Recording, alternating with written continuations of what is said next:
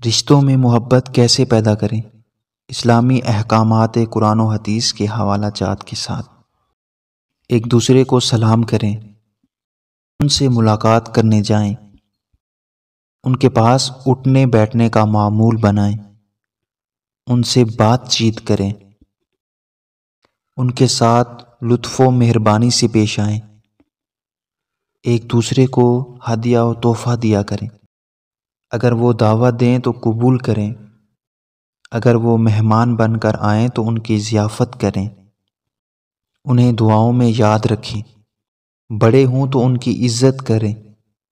چھوٹے ہوں تو ان پر شفقت کریں، ان کی خوشی اور غم میں شریک ہوں، اگر ان کو کسی کام میں اعانت درکار ہو تو ان کی مدد کریں،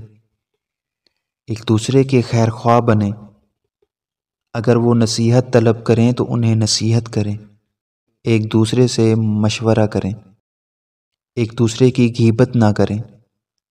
ایک دوسرے پر طعن نہ کریں، پیٹھ پیچھے برائیاں نہ کریں، ایک دوسرے کو برے القابات سے نہ نوازیں، ایک دوسرے کی تکلیف کو دور کریں، دوسروں کو تکلیف دے کر مزے سے نہ اٹھائیں، ناجائز مسابقت نہ کریں، مسابقت کر کے کسی کو گرانا بری عادت ہے، اس سے ناشکری یا تحقیر کے جذبات پیدا ہوتے ہیں، نیکیوں میں سبقت اور اتنا تنافس جائز ہے جبکہ اس کی آڑ میں تکبر، ریاکاری اور تحقیر کار فرمان نہ ہو، طمع، لالچ اور حرص سے بچیں، ایثار و قربانی کا جذبہ رکھیں، اپنے سے زیادہ آگے والے کا خیال رکھیں، مذاق میں بھی کسی کو تکلیف نہ دیں، احترام سے بات کریں، بات کرتے وقت سخت لہجے سے بچیں، اللہ کے بعد ایک دوسرے کا بھی شکریہ ادا کریں،